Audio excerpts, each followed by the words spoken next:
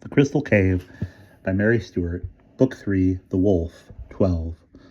They were all gathered at the foot of the crag, where the workman's track met the marshy level of the quarry. I was still guarded, but this time, at least in appearance, it was a guard of honour. 4 uniformed men with their swords safely sheathed escorted me to the king. They had laid duckboards down on the marshy ground to make a platform, and set a chair for the king. Someone had rigged a windbreak of woven saplings and brushwood on 3 sides, roofed it, and draped the lot with worked rugs and dyed skins. Vortigern sat there, chin on fist, silent. There was no sign of his queen, or indeed of any of the women. The priests stood near him, but kept back and did not speak. His captains flanked his chair.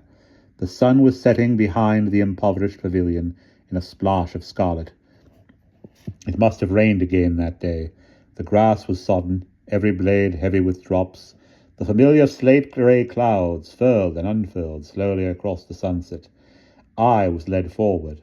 They were lighting the torches. These looked small and dull against the sunset, more smoke than flame, dragged and flattened by the gusty breeze. I waited at the foot of the platform. The king's eyes looked me up and down, and he said nothing. He was still reserving judgment, and why not, I thought. The kind of thing I seemed to have produced must be fairly familiar to him. Now he waited for proof, at least some part of my prophecy. If it was not forthcoming, this was still the time and place to spill my blood. I wondered how the wind blew from Les Britain. The stream was a full 300 paces off, dark under its oaks and willows. Vortigern signed to me to take my place on the platform beside him, and I mounted it to stand at his right, on the opposite side of the priests. 1 or 2 of the officers moved aside from me.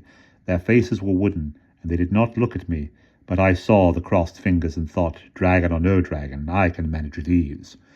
Then I felt eyes on me, and looked round. It was the greybeard. He was gazing fixedly at the brooch on my shoulder, where my cloak had blown back from it. As I turned, his eyes lifted to mine, and I saw his widen. Then his hand crept to his side, not to make the sign, but to loosen his sword in its scabbard. I looked away. No one spoke. It was an uncomfortable vigil. As the sun sank lower, the chilly spring wind freshened, fretting at the hangings. Where puddles lay in the reedy ground, the water rippled and splashed under the wind. Cold draughts knifed up between the duckboards. I could hear a curlew whistling somewhere up in the darkening sky. Then it slanted down, bubbling like a waterfall into silence. Above us, the king's banner fluttered and snapped in the wind. The shadow of the pavilion lengthened on the soaked field. From where we waited, the only sign of activity was some coming and going in the trees.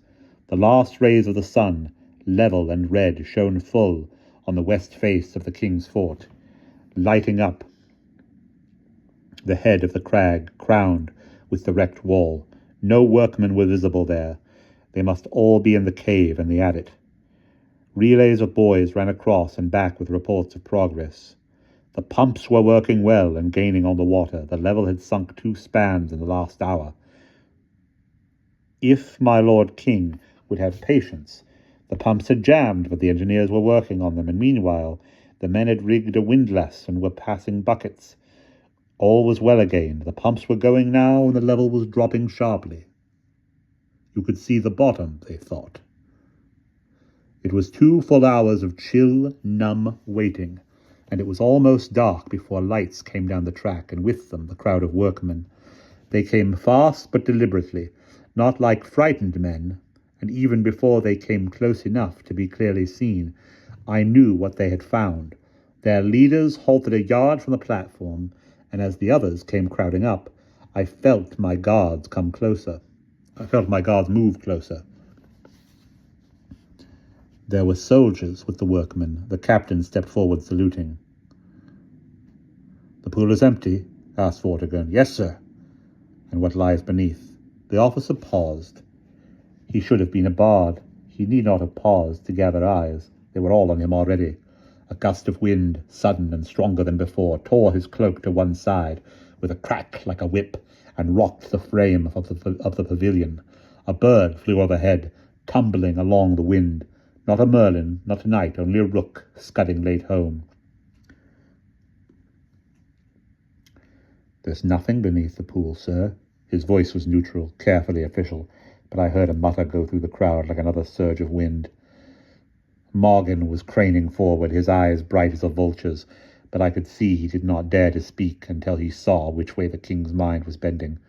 Vortigern leaned forward. Are you certain of this? You drained it to the bottom? Indeed, sir.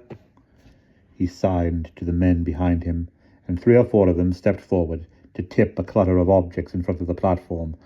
A broken mattock, eaten with rust, some flint axe heads older than any Roman working, a belt buckle, a knife with its blade eaten to nothing, a short length of chain, a metal whipstock, and some other objects impossible to identify, and a few shards of cooking pots. The officer showed a hand, palm up. When I said nothing, sir, I meant only what you might expect, these. And we got as near to the bottom as made no difference. You could see down to the rock and the mud, but we dredged the last bucket up for good measure. The foreman will bear me out. The foreman stepped forward then, and I saw he had a full bucket in his hand, the water slopping over the brim. Sir, it's true, there's not there. You could see for yourself if you came up, sir, right to the bottom. But better not try it. The tunnel's awash with mud now and not fit. But I brought the last pailful out for you to see yourself. With a word, he tipped the full bucket out, deluging the already sodden ground, and the water sloshed down to fill the puddle round the base of the royal standard. With the mud that had lain at the bottom came a few broken fragments of stone and a silver coin. The king turned to look at me. It must be a measure of what had happened in the cavern yesterday that the priest still kept silent, and the king was clearly waiting, not for an excuse, but for an explanation. God knows I had plenty of time to think, all through that long, cold, silent vigil, but I knew that thinking would not help me. If he was with me, he would come now. I looked down at the puddles, where the last red light of sunlight lay like blood. I looked up across the crag, where the stars could be seen, already stabbing bright in the clear east. Another gust of wind was coming. I could hear it tearing the tops of the oaks where Catel would be waiting. Well, said Vortigern. I took a step forward to the edge of the platform. I felt empty still, but somehow I would not speak. As I moved, the gust struck the pavilion. Sharp as a blow, there came a crack, a flurry of sound like hounds worrying a deer, and a cry from someone bitten short. Above our heads, the king's banner whipped, streaming out, then, caught in its ropes, bedded like a sail, holding the full weight of the wind. The shaft jerked sharply to and fro, in soft ground loosened further by the thrown bucketful of water, torn suddenly free of the grabbing hands, to whirl over and down. It slapped flat on the sodden field at the king's feet. The wind fled past, and in its wake was a lull. The banner lay flat, held heavy with water, the white dragon on a green field. As we watched, it sagged slowly onto a pool, and the water washed over it. Some last faint ray from the sunset bloodied the water. Someone said fearfully, "An omen." And another voice rang loudly, "Great Thor, the dragon is down!" Others began to shout. The standard-bearer, his face ashen, was already stooping, but I jumped off the platform in front of them all and threw up my arms. "Can any doubt? The god has spoken. Look up from the ground and see where he speaks again." Across the dark east, burning white-hot with a trail like a young comet with a shooting star, the men call the fire drake, or dragon of fire. "Where it runs, there it runs," I shouted. "There it runs, the red dragon of the west. I tell you, King Vortigern, waste no more time here with these ignorant fools who babble of blood sacrifice, and build a wall of stone for you a foot a day. What wall will keep out the dragon? I, Merlin, tell you, send these priests away and gather your captains round you, and get you away from the hills of Wales, to your own country. King's Fort is not for you.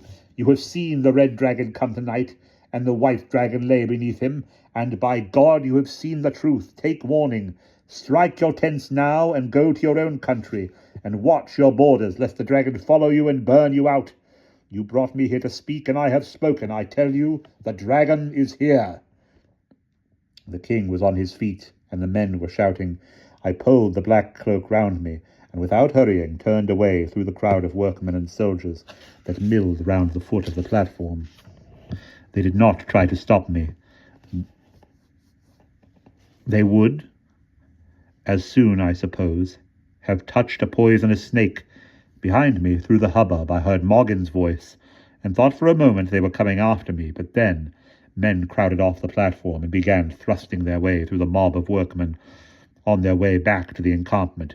Torches tossed. Someone dragged the sodden standard up, and I saw it, rocking and dripping, where presumably his captains were clearing a path for the king. I drew the black cloak closer and slipped into the shadows at the edge of the crowd. Presently, unseen, I was able to step round behind the pavilion. The oaks were 300 paces away across the dark field. Under them the stream ran loud over smooth stones. Cagle's voice said low and urgent, "This way!" A hoof sparked on stone. "I got you a quiet one," he said, and put a hand under my foot to throw me into the saddle. I laughed a little. "I could ride the fire drake itself tonight. You saw it?" "Aye, my lord, and I saw you, and heard you too. Cadle, you swore you'd never be afraid of me. It was only a shooting star."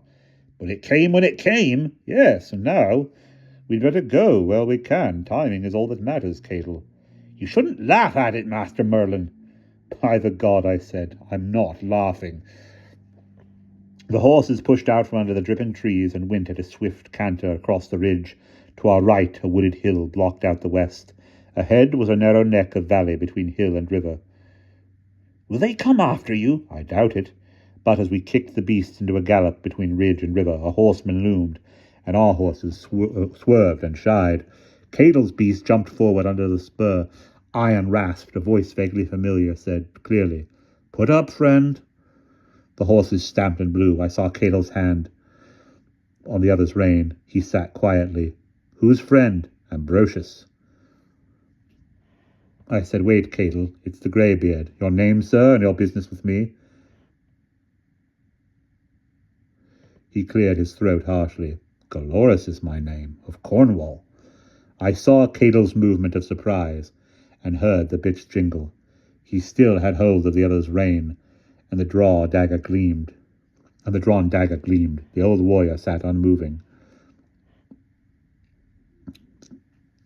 There was no sound of following hooves. I said slowly, "Then, sir, I should rather ask you what your business is with Vortigern." "The same as yours, Merlin Ambrosius." I saw his teeth gleam in his beard. "I came north to see for myself and to send word back to him. The West has waited long enough, and the time will be ripe come spring. But you came early. I could have saved myself the pains, it seems." "You came alone?" He gave a short, hard laugh like a dog barking. "Gah!" "To Vortigern? Hardly. My men will follow, but I had to catch you. I want news." Then harshly, "God's grief, man, do you doubt me? I came alone to you." "No, sir. Let him go, Cadle. My lord, if you want to talk to me, you'll have to do it on the move. We should go, and quickly." "Willingly." We set the horses in motion. As they struck into a gallop, I said over my shoulder, "You guessed when you saw the brooch. Before that, you had the look of him, Merlin Ambrosius." I heard him laugh again, deep in his throat. "By the god, there are times when you have a look of your devil sire as well. Steady now, we're nearly at the ford. It'll be deep. They say wizards can't cross water." I laughed. "I'm always sick at sea, but I can manage this." The horses plunged across the ford unhindered and took the next slope at a gallop. Then we were on the paved road, plain to see in the flying starlight, which leads straight across the high ground of the south. We rode all night with no pursuit. 3 days later, in the early morning, Ambrosius came to land. And that is the end of the 12th chapter, and it is the end of the 3rd book.